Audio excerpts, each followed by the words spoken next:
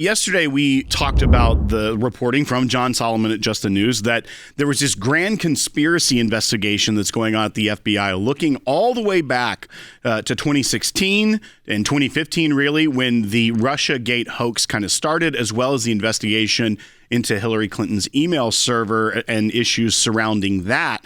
And that they're looking in to see if this is a grand conspiracy by former DOJ and Intel community. Conspiracy, a technical term? Or are you just saying grand conspiracy? That's how he categorized it and put it in quotes. So I feel like that is what the source was telling him. It's a very national treasure. It's a grand conspiracy. But they're saying that this is a multi-year, almost a decade-long conspiracy by members within the DOJ, the Intel community, and others in the deep state to influence elections and get favorable outcomes for their preferred candidates, namely Democrats in this case, and against President Trump. Today, we're learning that a big key part of that could be the evidence that Kash Patel and Dan Bongino found in the FBI headquarters that was in what they're describing as almost like a vault or a lockbox, that there was evidence related to things like Russiagate that was hidden even from internal FBI servers. This is national treasure style stuff. Right. They're looking through Mission Impossible. They find a lockbox. They got to bust it open. They open up this lockbox. What's in it? Steel dossier. Oh, the dossier.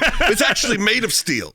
Right. That was the thing that changed there is that Steel dossier wasn't referring to Christopher Steele. It was referring to the box that hold it, which actually tells us whole big grand conspiracy. Even more has come out today from your site, including this maybe lot box or this safe that was found that may even have more incriminating documents.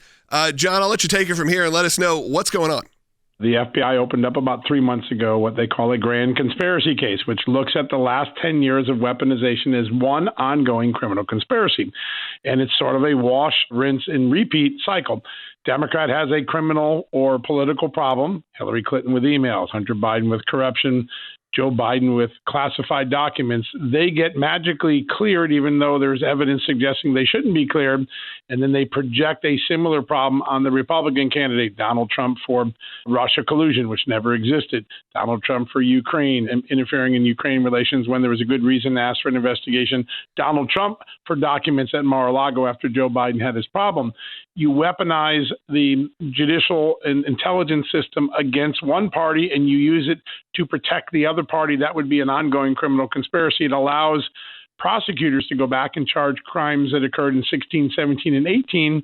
And more significantly, you wouldn't have to necessarily bring this case in Washington, D.C., where a 90% Democratic jury pool doesn't seem to have any interest in holding Democrats accountable. You could put it in a place like Florida, where Donald Trump's home was raided by Jack Smith, who, as the court ultimately ruled, was improperly appointed. He wasn't even a legitimate special counsel. And you can make that one of the overt acts, put the grand jury in Florida, where you have a much more centrist audience, and perhaps get a fair hearing of this evidence. What are you hearing out of Congress as these revelations come forward for those that are supposed to be doing oversight of these agencies that were being hidden things that they have the right to? Senator Ron Johnson, he and Senator Grassley were one of the early investigators of the Russia collusion caper, as it turned out to be a completely bogus investigation. They got us the early text messages between Pete Strzok and Lisa Page, the Lovebirds. He said yesterday, listen, I always thought there was a criminal effort to keep us in the dark, and I think we're beginning to see proof of it. And I think this discovery of this documents room where super sensitive stuff was, according to Kash Patel, kept away from Congress, kept from the American public, stored in a room. When Kash Patel finds those documents, it's right around the same time he opens up the conspiracy case. What does that tell you? What he read in that room made him think that this wasn't just incompetence, it wasn't just political meddling in an election, that there was some criminal conspiracy. So he opens up the broader case, and now Attorney General Pam Bondi has an opportunity to do something, I think, quite historic. What are your thoughts, and what are you hearing about if it is something that is able to be turned over to a grand jury, if that's something they believe that they can take this case across the finish line? I think the difference here is that you're not going to have to face a D.C. jury where your pool is 90% tainted in one direction, leaning in one direction for Democrats. That was John Durham's problem and Bill Barr's problem, and maybe impaneling that grand jury in that city and making that the venue. In this case, with Jack Smith's activities in Florida, you can move it to a more centrist state, a state where you have common sense people outside the Beltway looking at this, not looking for political excuses not to do something, but just looking at the evidence fairly. You probably can get it. You also rewind the statute of limitations, one of the biggest concerns of the base. We let all these crimes expire, and that's true, except when you do a conspiracy case. So there's a lot there. There are two pieces of evidence that Donald Trump would have to declassify. They're not FBI or DOJ antiquities. They belong to the CIA, the NSA, and other sensitive agencies. But I want to tell you what they are because they're the ignition point for that wash, rinse, repeat cycle that I just laid out before. The first is a classified annex to the Justice Department Inspector General's review of the FBI's mishandling of the Hillary Clinton email case. That was the first scandal that started this. James Comey walks out and clears her. And he has no legal authority to clear her, but he does it.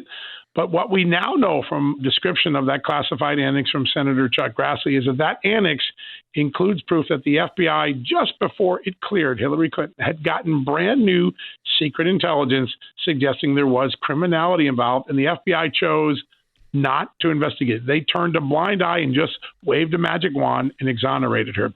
Getting that declassified, whatever that is, an intercept from the NSA or a human from CIA, going to be very important so that it can be presented to a grand jury. If it remains classified, you can't give it to the grand jury.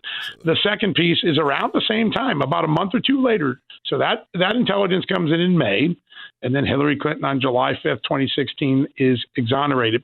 Then that same day, July 5th, 2016, Christopher Steele walks his dossier into the FBI. In mid-July, the intelligence committee intercepted something else, intelligence showing that Hillary Clinton had personally approved a plan to concoct a Russia collusion scandal against Trump. Not a real one, a fake one, and put it into the system. After getting that intelligence, after John Brennan even briefs the president, FBI opens up on that very allegation and that very evidence, almost jaw-droppingly.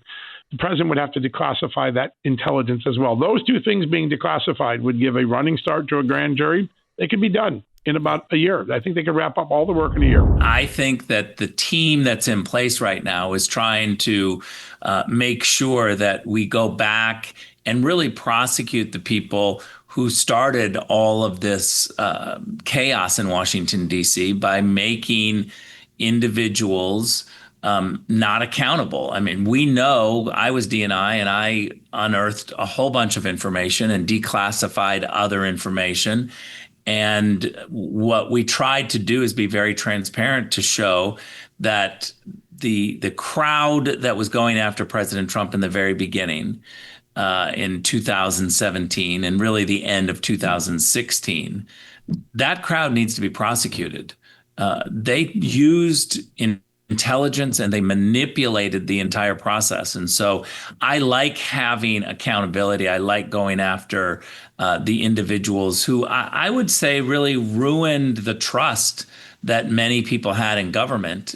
We now can't trust government agencies in a way that we might have trusted them in the past. But when they go after the president of the United States, they make up information about him. They try to call him a Russian asset. And they did it in a way that they abused the courts, they abused intelligence. And, you know, we've known this, and the media is the last group to come around to recognize it. But I want those people to be held to account.